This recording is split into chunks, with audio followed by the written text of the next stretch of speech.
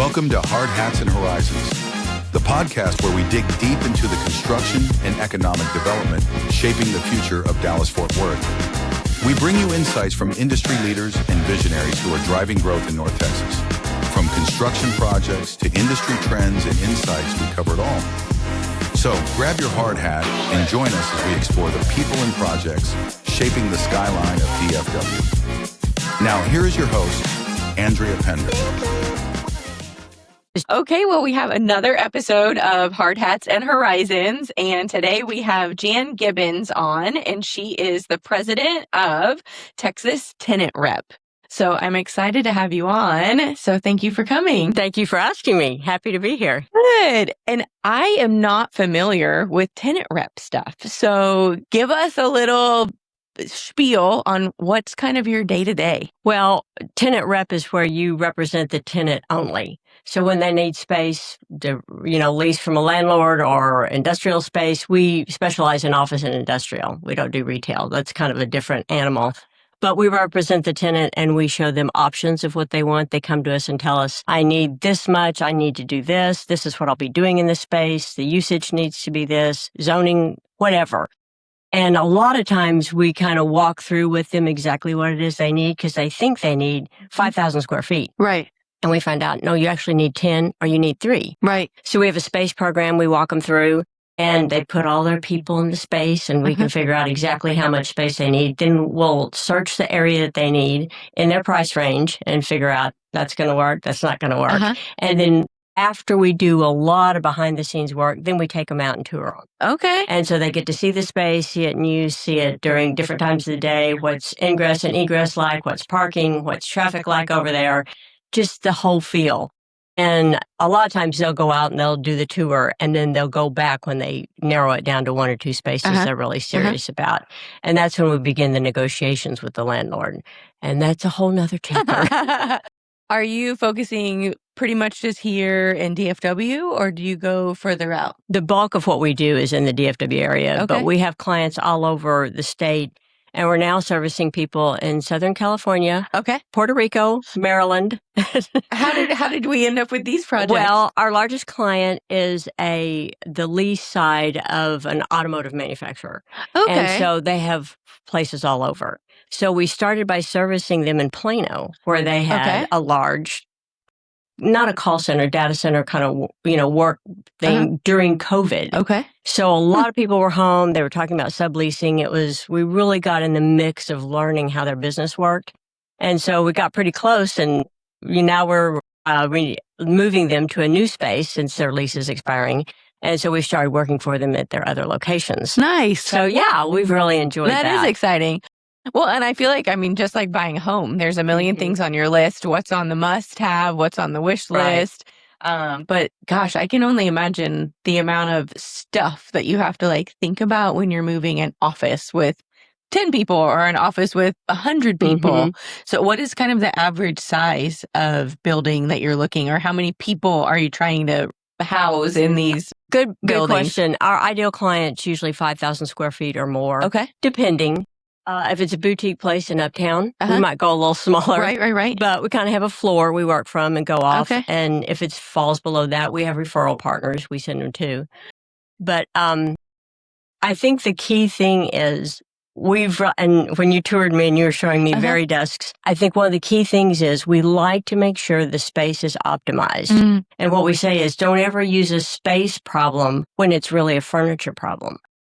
And there's times you can reconfigure stuff and make what you have work rather than just expanding because, need to throw more bodies at it, Right. And sometimes you do. Right. And that's legitimate. But we have those steps that you can go through to find out exactly what it is you need so you don't overspend and you don't waste space. Right. And a space that you thought was too small might actually be perfect for you. And it's in your geographical area. Yeah. So there's a lot of moving parts to get it to right where they're happiest. And that's what I love to see. Yeah. So I know you're kind of glancing out there and you see this big like open space in the middle.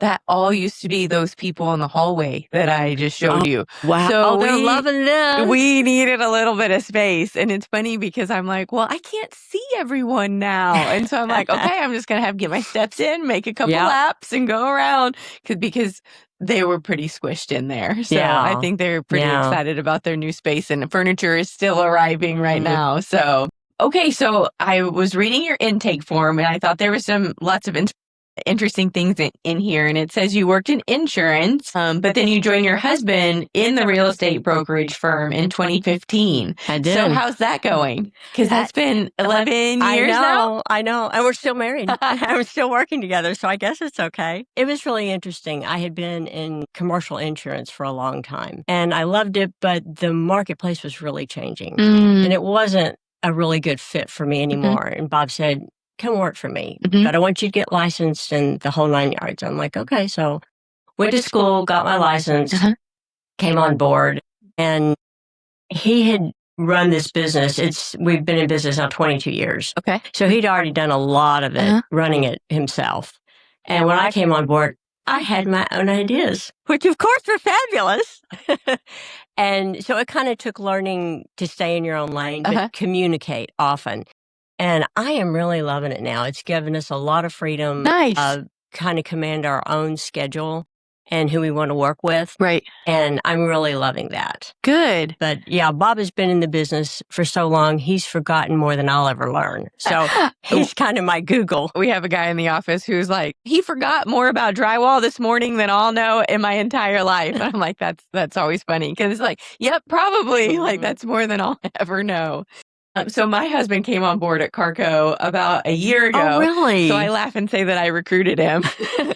And people are like, what is that like? But we're in different meetings most of the day. On Mondays, we're in a lot of meetings together. But it's funny because it's nice that we've talked about for years what we've needed separately at different firms. And so it's like, oh, now we're both here together. So we can kind of make some of these things happen, which is exciting. That is exciting. Yeah. And then we met through Crew. And so I can't believe that you've only been involved in for 4 years because I feel like you have been involved in Crew for a lot longer than that. So talk to us a little bit about Crew and what you enjoy about it and all of that. It was really funny because I have attended luncheons at Crew for years. If I saw a speaker I was interested in, I'm signing up and I'm going. Right. Because that's open to the public. You just pay a different price and get your ticket. And so one day I went when it was Herb Weitzman and Lucy Billingsley. Oh. It was a great pairing. So I think I was there. That was a good one. Yeah. It was. And I sat by the guy who worked for Herb that was passing out his books. And it was a whole deal. I really enjoyed it.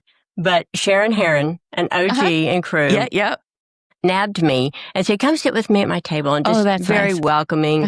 And so the next day she emails me and said, I want you to think about joining Crew. And I'm busy and I'm like, okay, why should I? What's it done for you? Oh my gosh, you never give that to Sharon Heron. Bullet points. this, and this. And I was like, she has a compelling argument. So I signed up. And then she says, you're going to be on programs committee. And I said, well, the fair is coming up and I wanted to look at all the committees and decide. She goes, oh, that's great. You should do that. But you will be on programs. Okay. She was right. Voluntold. Exactly. But you get to know everybody so well. You have a big presence because I worked the table at the luncheon every month. And, oh, Andrea Pender, here's your name tag. And you're with Carrco. And it was, she was right. Just if she tells you to do something, do it. I can remember years and years ago, I joined SMPS, which is the Society of Marketing Professional Services, and it's all marketing and BD people for our industry. So it's not just marketing for anybody, it's like for us. So we all kind of speak the same language. And I joined, I got my membership, and I went to one meeting the first year because that was all that like really applied to what I was doing. Wow. And I was like, I don't know about this. And then a lady called me and she was like, hey, I need you to be on a committee. And I thought, you don't even know me. And that's not like me. But I was like, why do I need to be on a committee? And I feel like when I joined the committee, then I was in like the inner circle, That's you it. know? And then I was like, okay, I'm going to commit to going to all of the meetings, all of the events, all of the everything, even if it doesn't apply to me. And then that's when you jump in and you meet the people. And then I did like the whole president track and all that. Wow. And I remember I went to one of the trainings and it was all like this high level InDesign, which I've never done. I mean, I might be able to do a couple things on InDesign. And the speaker had everyone go around like, tell us your favorite thing to do. And I laughed and I said, I don't even have it on my machine. But there was like 15 ladies and they just about broke their necks, like swinging to look at me. And they're like, what do you mean? And I said, well, I do business development. And they're like, why are you here? And I said, well, because I'm on the board and I want to be supportive. And I'm like, I might learn something that I can, take back. But you just never know. Because That's true. Sometimes there's things like, wow, maybe you can take this back to your team and your team didn't even know, Well, and you meet so many different people from so many different walks of life that I get to hear their story and I get to hear how they came to the business. And it's always fascinating to me. Young, old, been in it 20 minutes, been in it 20 years. Yes. And I love that because I get educated. I get more in the know. I get more empathetic about everyone's walk in it because it's so different. It's not cookie cutter like years ago you entered an industry and you stayed in the industry. For 40 years and then you retired, you got your watch and you went home. Yeah. Very different now. Yeah. One of the things you put on your form was learning to pivot in difficult times, whether they be personal or professional. Yeah. So why don't you talk to us a little bit about this? Well, in fact, we were just talking about in status meeting yesterday. Bob had started attending a coaching program called Strategic Coach. Okay. And it was a great program. He was in it 5 years, learned a lot.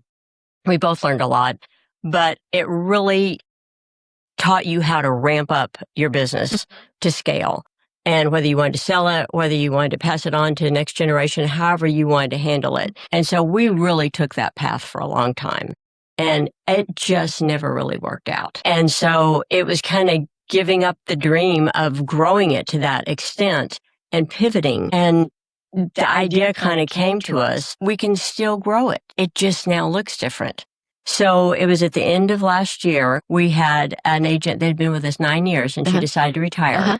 And so we had accounts we needed to do something with and we were trying to wrap our head around this and we decided, why don't we create a strategic partnership with another broker that we know that would be willing to help out and do this stuff and referral fee, we can work up a contract however it looks.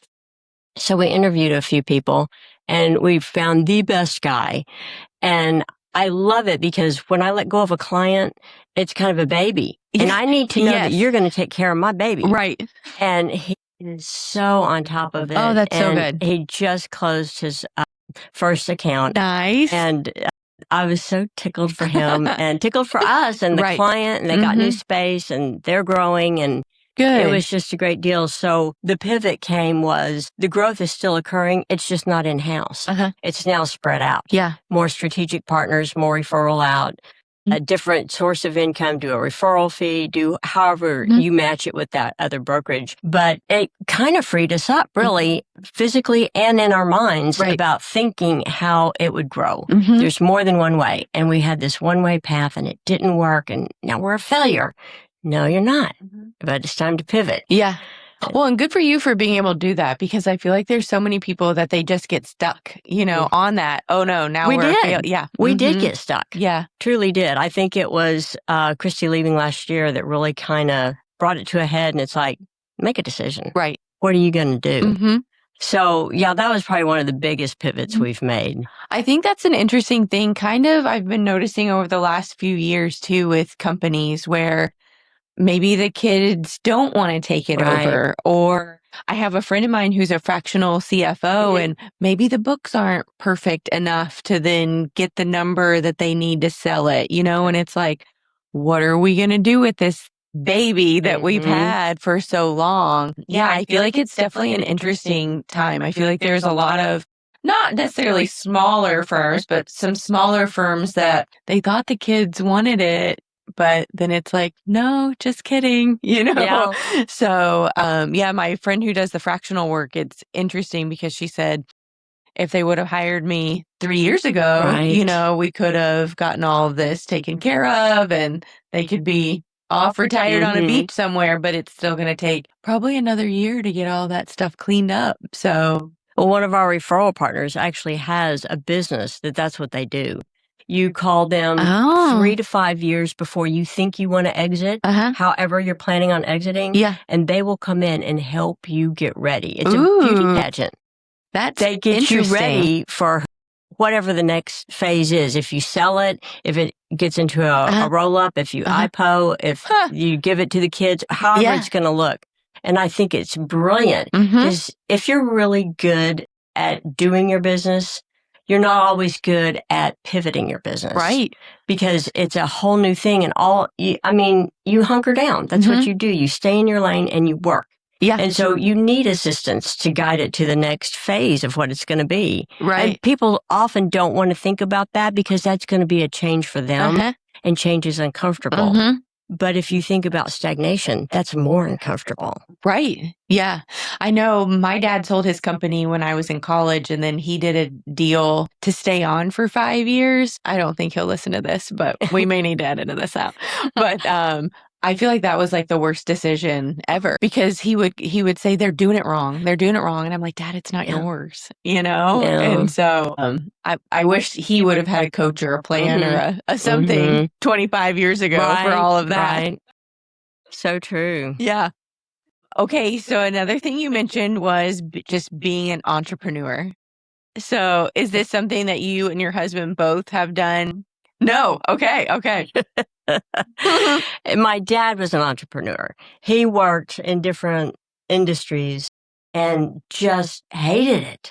Okay. And so one day he went into his boss and he said, I'm quitting. I'm opening up my own insurance agency. Okay. So you can see where I got it. And his boss said, you'll never make it. Oh. And so I love that story because he made it. Yeah, I was like, that a lot better than that guy did. And I was like, did you ever go back? And he's like, no. You know, by the time I'd made it, it's like, who cares?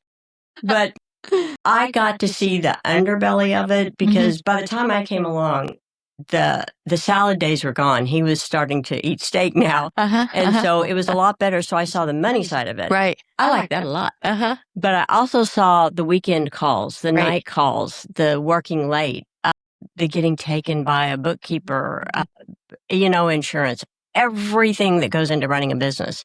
And I was like, no. And how old were you while you were seeing all of this? Well, actually, I went to work for him when I was 16. Okay. And I worked there until I was 26. Yeah, I feel like kids see a lot more than like we even realize until we're grown-ups. Yeah. I saw it as a kid growing up, but then I worked for him and I saw it and I was like, oh, you're kidding me. This guy's a bad pay?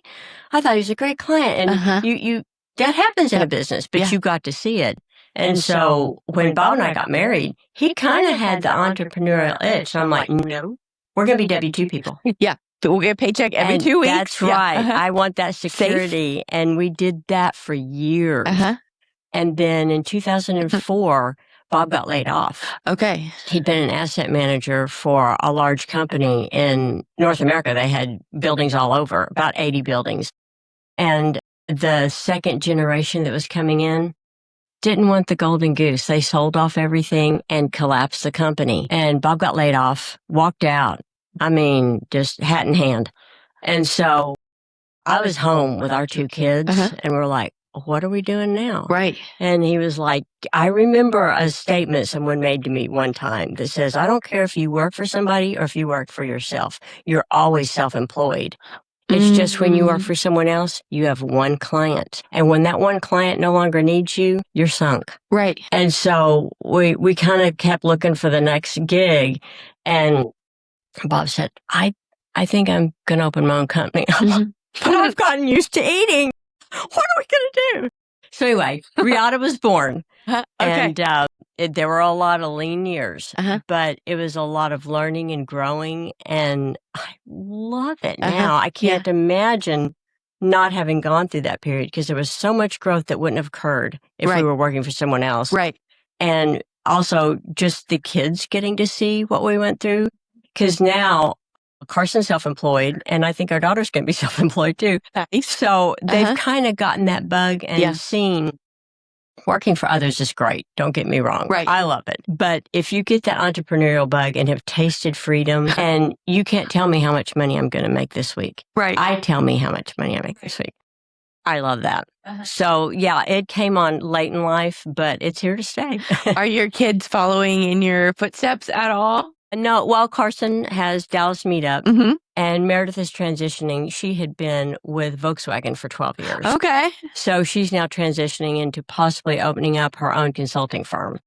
So she knows a lot about the automotive industry and OEM, and she was in procurement. So That's negotiating neat. contracts. So I think they both definitely have the ability, whether they stay with it or not. Uh-huh. I have no idea. Yeah. But yeah, they know they can. That's cool. They know they can. That's neat. Well, and I feel like you're always learning. If you can stay curious, Yeah. you're always learning. I mean, you may think you're just going to work with mom and dad today, but then you overhear a conversation or you see something or read something and you don't realize it until 10 years later that you Right. filed it away and that was useful information. Let's see. I would love to talk about mentorship. Have you had mentors in your Oh, life? I definitely Have you been have. a mentor? Yeah, I would say my dad was probably my mentor to begin with. Okay.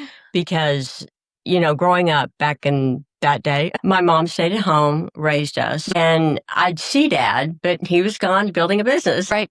And so I really didn't get to know him until I went to work for him. And then I saw it kind of like the dad hat came off and the gym hat came on. Yeah. And I got to go on calls with him, and he was a master salesman. So I felt like I really learned a lot watching how he talked and dealt with people. And then we'd get in the car and drive back to the office or drive to the next call, and we'd talk about it. That's okay, nice. Now why did you say that? That's priceless. Well, I didn't realize it at the time. It was just fun at the time. Right. But now I'm looking back going, it was great. Yeah. So, but yes, I've definitely had people that I've reached out to after staying home, and I reached back out to, hey, kind of help me get back in the flow again. How does this work? And then Sharon Heron at Crew. Actually, every experience at Crew basically has been either mentor or mentee. And Sharon has introduced me. She has a kind of a routine she does. Whenever new people get inducted into Crew, she calls them up and says, coffee. And if they're smart, they say yes. Yep. I've had that coffee. Yeah. I have too. And then she'll refer them out to other people. And sometimes I get referred out. And I've met a lot of young women. And I love hearing their story and seeing the hunger in their eyes and just remembering what that felt like. Yeah. And getting to talk to them about some things they might want to watch out for or this. I don't guess I feel like a huge mentor, but I get to do some of that. So I do enjoy giving back. But yeah, I like being the mentee. Yeah. No, same. I feel like there's always something new to learn. It's probably been maybe 3-ish years ago that Crew Dallas did their mentor protege program again. And I signed up for it and I got paired with Vicki Summerall. Oh my. And I just met with her last week because I'm like, hey, you got me for a year, but you're actually going to get me forever until you say no. I love that. And so I'm like, I know you're retired, but can I bounce these things off of you? Which she's just loving retirement as she should be. I was hoping she'd stay with Crew after retirement. She was such a pillar. She is a busy lady. Good for her. So yeah. Well, and I mean, I think she'll, if it fits in her schedule, then she'll probably still pop in and all of that. But when I first joined the industry, SMPS had a mentor protege program, and I got connected with a lady, and every promotion that I've ever had, like I send her a thank you note, and she's like, Andrea, you cannot. And I'm like, Kathy, if you hadn't told me X, Y, and Z, it wouldn't have got me to the next step, which then got me to the next step, So yeah, I feel like if you're willing, like find a mentor and soak it all in. Like, absolutely. If they tell you to do it twice. Well, why reinvent the wheel? Right. If someone else has already been down that road and knows the ins and outs. Yeah. I like to walk in the room prepared. Yes. And if they can tell me anything. I can remember years and years and years ago, I had to put together a budget and they needed like these specific things. I had no clue, like, where do I even start? And so I called up a guy in SMPS and I was like, have you ever done that? He's like, let's meet for lunch. And he literally handed me this. He goes, and I'm emailing it to you too. He goes, this is exactly what you needed. He's like, I created this like 7 years ago, modify it, edit. I'm like, thank you so much. What a godsend. Yeah. Mm-hmm. And now we just hit chat and Claude. Exactly. What are some challenges you are kind of seeing in the industry right now? The 4-letter word for me is often landlord. It's not quite a 4-letter word, but I don't know. It seems like we've been dealing with a lot of issues there. Okay. I really thought that as the market right-sized, the landlords would get a little more agreeable. And I'm finding that a lot of times they're not. And I just keep not understanding how they don't value what that tenant brings to their building. Not all of them. There's some that are fabulous. We love working with them. We love putting our clients in their buildings because we know they're going to be well cared for.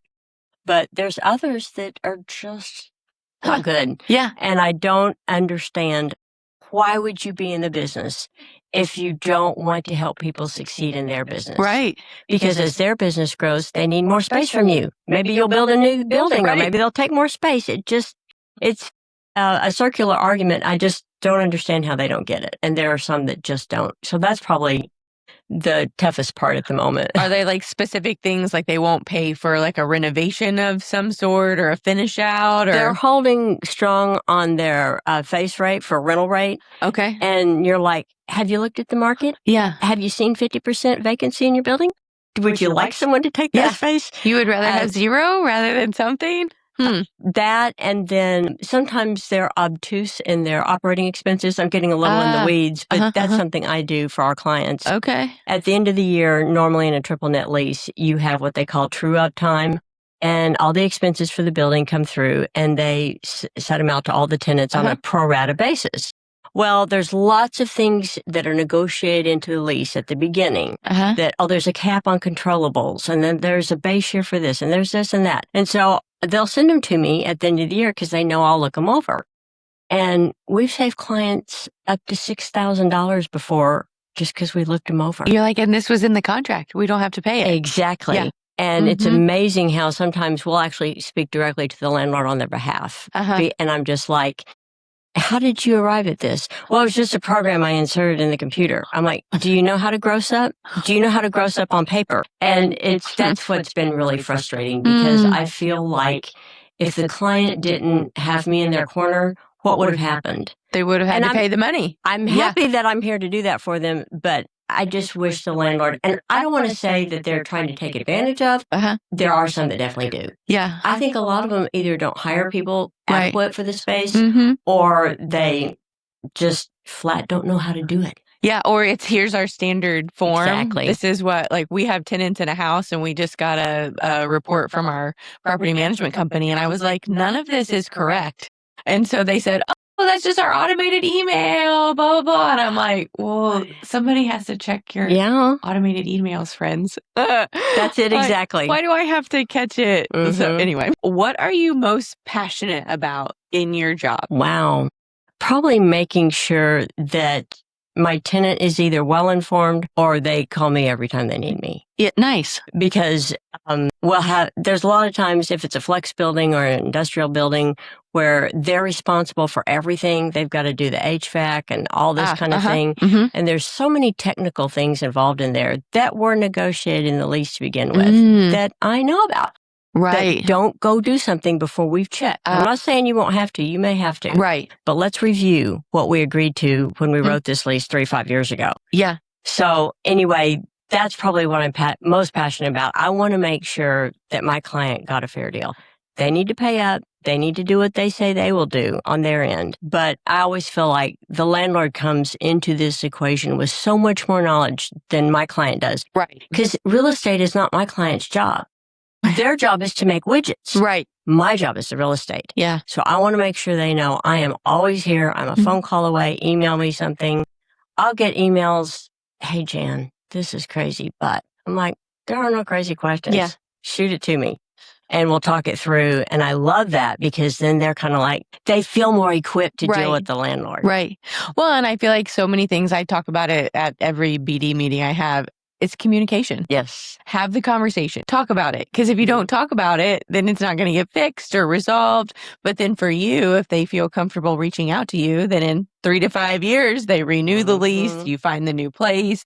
And it's that I always say people do business with people that they know, like, and trust. And so if you're providing all of those things, then why wouldn't they call you next time? Well, you know? and I don't even let it go to that. Yeah. Once I've got a hold of you, I got a hold of you. We have a program called Lease Track. And it's where I take the lease after it's all executed and they've moved in, TIs are done, blah, blah, blah, commencement date started.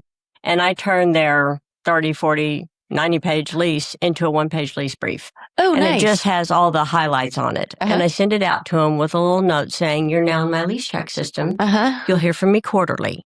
If you need me in between, you hit me. But what I've noticed is I send out and I go, oh, you have a rent bump starting July 1st. Don't forget that. Or you have a must-take option that we need to discuss by November 1st or That's whatever. awesome. So they always know I'm kind of their outsourced real estate department. That's nice. But I just like it because a lot of times they'll go, oh, I'm glad you hit me. I've been meaning to ask you. Yes. And they don't even deal with anything I said. It trips their memory of, yes, the landlord came and they're painting and there's fumes coming. Whatever you want to talk about. Yeah. So I'm always there. So they hear from me every quarter. And then in between times if they want to reach out. And then we like to do a lease review about a year to 2 years out from their renewal date in case they need to move. It's an egregious situation with the landlord. They love their landlord. Yeah. Want to renew early and lock in, whatever their needs are. So we'll go out and walk the space, see, how's this working for you? Why is this here? Why are these people clumped up here? This wasn't how it was when we moved in. Yeah. Well, we had an expansion, whatever.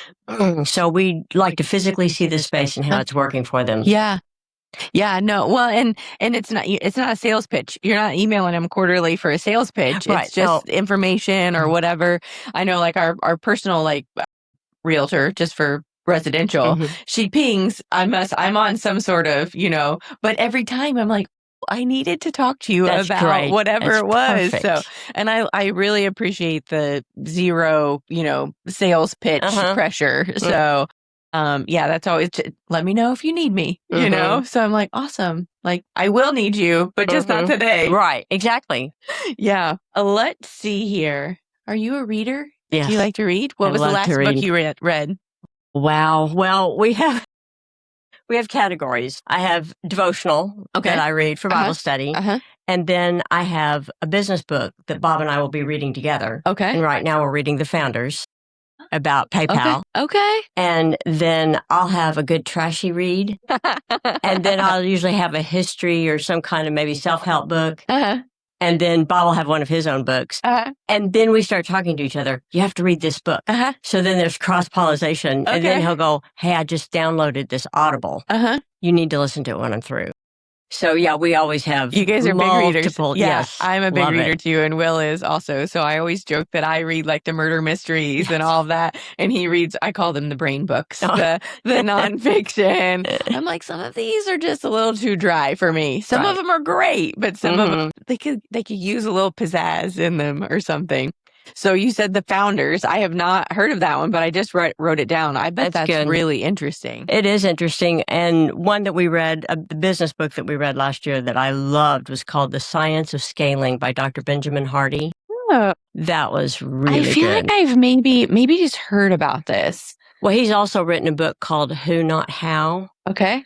And that was liberating. I love that book. And yeah, I've got a plethora of business books I can recommend because usually we'll start them. And if, like you say, they're dry, forget it. Yeah. I want something I can hang on to and really get something out of. And it's interesting because when we read the book together, we'll discuss it and Bob will pick out a part. I'm like, he picks up on something I totally missed, but then I got something he didn't. So it's kind of like a two-way view of the same book. Yeah, we kind of laugh because sometimes we'll share books and then he highlights so much that sometimes then I'm not reading, I'm just reading his highlights. And I'm like, okay, well, I don't need just Will's Cliff's Notes here. I need maybe there was something that wasn't highlighted. So then we've tried well, you use yellow, I use pink. And then that's sometimes great. you just need to have a new fresh book so you can put your own notes in there. So you're a Kindle reader. You like an ebook. So both. Okay. So I did switch to a Kindle so then I can slip it in my purse and take it on vacation. And because I'm such a big reader, I know we went on vacation and I shoved like 4 books in there. And Will was like, Andrea, like, what are you doing? And I'm like, I don't know, maybe, I don't know my mood. And so that was my selling point on, okay, get a Kindle at the very least just for vacation. But I love it. Love it. But I mean, we have a bazillion books also. I always listen. I always have an audio going as well. So have you ever been reading a book and you push on the word? Okay. Yes. I thought I was when is this happening? I was doing that still just the other day, and I'm like, stop it, Jen. Someone's going to see you and think, okay, she's really lost. Crazy. That's funny. Let's see. What is a skill you would like to learn? Oh, probably a little bit more. I don't mean this like it's going to sound, but graphic design wise. Okay. Yeah. I'm a big stalker. We'll have a client or a deep dive on property that they need, and Bob goes, do your stalking. So I'll look up different websites and I'll put stuff together. But then if you want to put something together in a graphic with pictures and stuff, I'm really lost. So I kind of like to know that a little bit better. I don't know. I've got someone I can send it off to. She just does all my marketing flyers for me and in her sleep.